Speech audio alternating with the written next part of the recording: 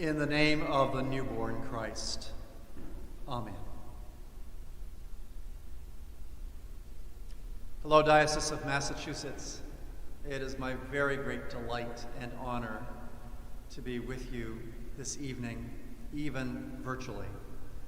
And I extend you every blessing on this holiest of nights. 10 days ago, the Boston Medical Center received its first shipment of the COVID-19 vaccine from Pfizer.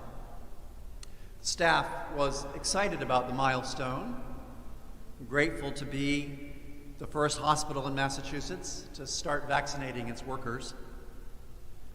So that day, the BMC social media posted a 30-second TikTok clip featuring a dozen staff members dancing with choreographed abandon in the parking lot. It was pretty spectacular. Medical personnel in their scrubs, administrators in their suits, everyone duly masked, and everyone grooving to the beat of the rapper Lizzo, some with truly impressive style. There were frontline workers, exhausted, no doubt. But for the moment, just for a moment, offering a spontaneous display of relief and self-dedication and hope. Tens of thousands of likes came from all around the country, and hundreds of grateful comments were posted. "You all are so amazing," said one. "No words, pure shared happiness," said another. Moderna trial participant here, crying happy tears for my hometown, said another. The guy in the suit had moves. "Thanks for all you guys do. So glad we are finally able to protect you. Shine bright, BMC." But then, inevitably, there were the naysayers, that underbelly of the comment string. "So I take it the ICUs aren't at max capacity," said one, "or are you TikTok dancing while patients are dying?" "You're making this pandemic a joke," said another. "People are dying and these clowns are dancing," said another. "Every single one of them should be ashamed of themselves. Did they forget their oath?" An outpouring of relief and gratitude is condemned as vulgar and frivolous and self-centered.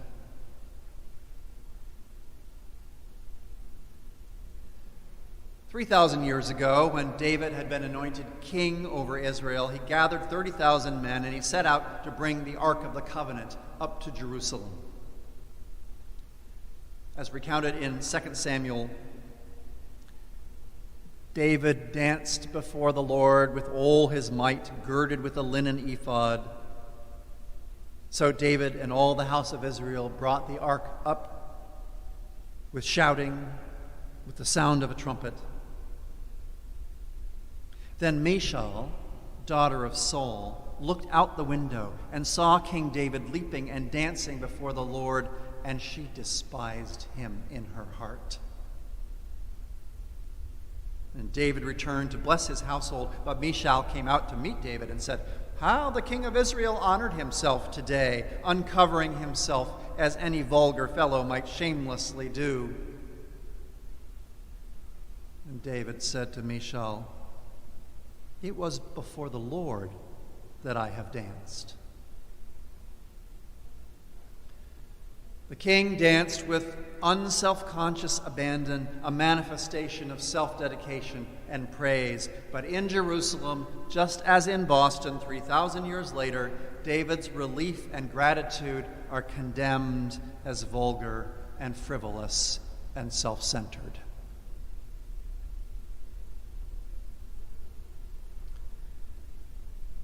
The scriptural witness generally holds dancing in high esteem, puritanical attitudes notwithstanding. Dancing in the Bible is almost always a means of worship, a form of praise. You turned my wailing into dancing, says the psalmist. You removed my sackcloth and filled me with joy. And famously, on the far bank of the Red Sea, after the Israelites escaped the pursuing Egyptians, Miriam took a tambourine in her hand, and all the people danced. They danced with abandon. And mark well, this was not just a dance of victory, it was also a dance of hope. It was not just a dance for the deliverance now past, it was also a dance forward for the long trek ahead. Thus, dance, we are told, is a prophetic enactment paving the way for the Lord's continued movement in our lives. It is a mark of the covenant that we have with God, a covenant in which God is faithful to us, ultimately turning our mourning into gladness, and we keep covenant with God through dance, the dance of joy and praise, and yes, the dance forward into action and servanthood. And is it not precisely when things look discouraging, even hopeless, that we need God to pick us back up and put us back in that conga line of praise,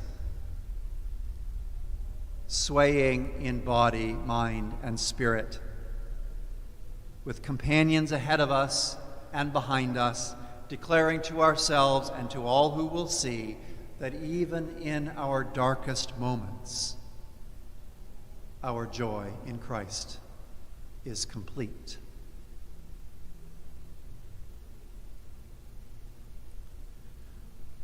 So I wonder, how do we feel about dancing these days? I imagine we are not much in the mood. It is a dark time, an anxious time. Globally, 1.7 million lives have been taken by this deadly virus. Our nation leads the pack with some 325,000 deaths. And we are enduring so many restrictions, not the least of which, tonight, are all the cherished ways that we customarily mark Christmas. Traditions which are not, cannot be part of our celebration this year. How we miss those gatherings of family and friends. How we miss the bustle of preparation. How we miss our full churches, our full hearts, our full-voiced singing of those Christmas carols. That grief is very real. Though I have said before, and I say again, we must never lose sight of the fact that the sacrifices which most of us are making do not compare with the depth of the loss suffered by those who have lost their very lives and by their loved ones. Connected with the pandemic is the economic devastation visited upon so many. Connected with the pandemic are hunger and evictions. Connected with the pandemic is the undeniable link with racism, manifest in unequal access to health care and support systems. Connected with the pandemic is paralysis in our national leadership. Connected with the pandemic is the loss of global commitment to common solutions. So I wonder, how do we feel about dancing these days? I imagine we are not much in the mood. People are dying and these clowns are dancing, said the BMC critic. And yet,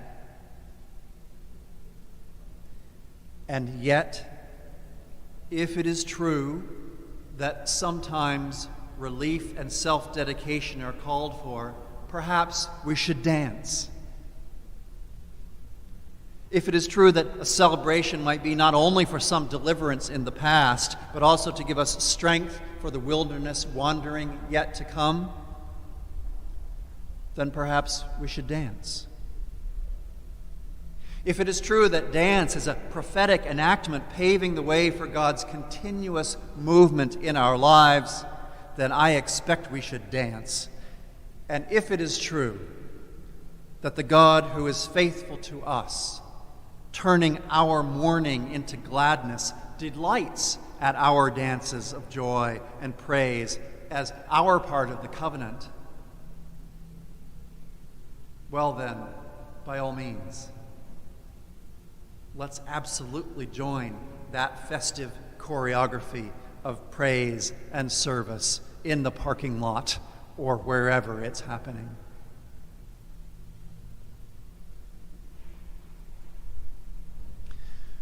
I suppose it goes without saying, but I will say, that our dancing comes in many forms.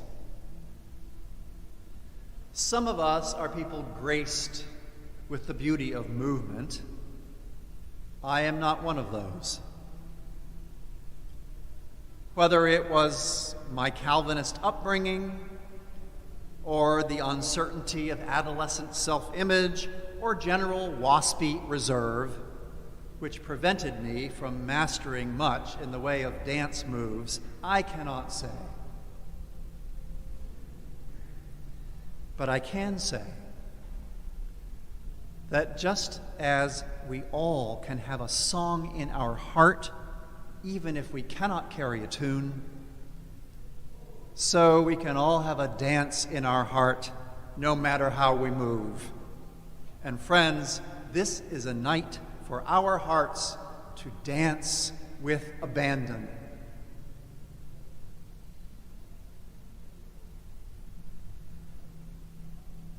Tomorrow shall be my dancing day, says that beautiful English carol. Do you know it?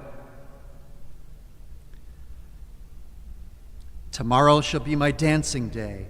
I would my true love did so chance to see the legend of my play, to call my true love to my dance, sing, oh my love, oh my love, my love, my love, this have I done for my true love.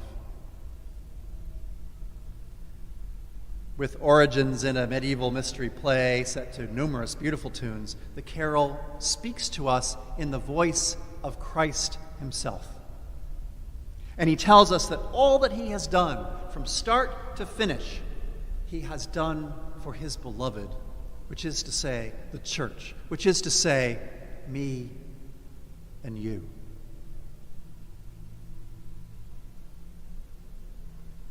Then was I born of a virgin pure. Of her I took fleshly substance. Thus was I knit to human nature to call my true love to my dance. Sing, oh my love, oh my love, my love, my love. This have I done for my true love.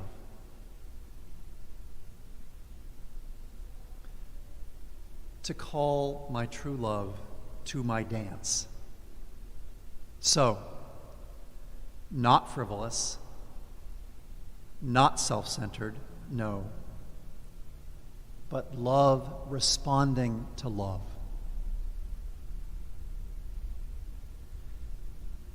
This year, not in spite of the grief and anxiety all around us, but precisely in the face of that grief, let us dance.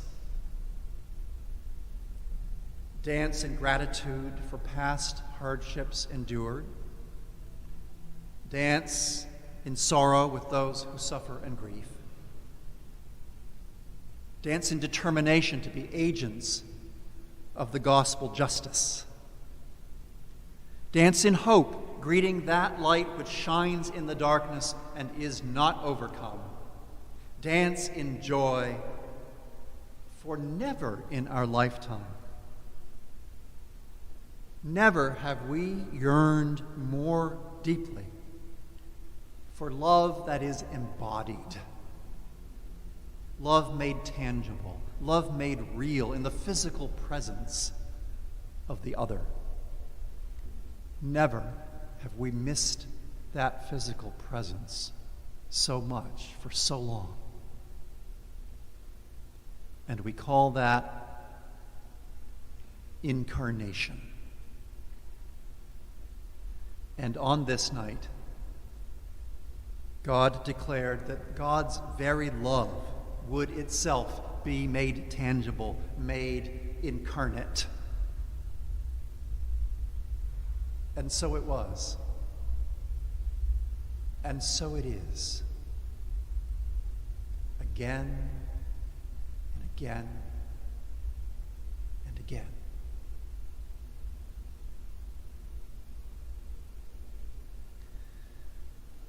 Sorrowing and anxious, more than a little lonesome perhaps, we wait quietly on this eve of the Incarnation,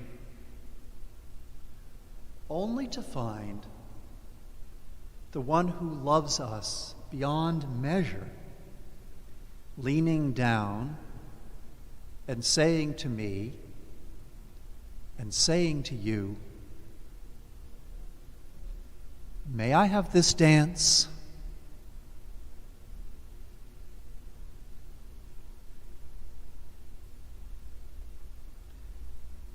Merry Christmas to you, dear friends. Christmas blessings to you.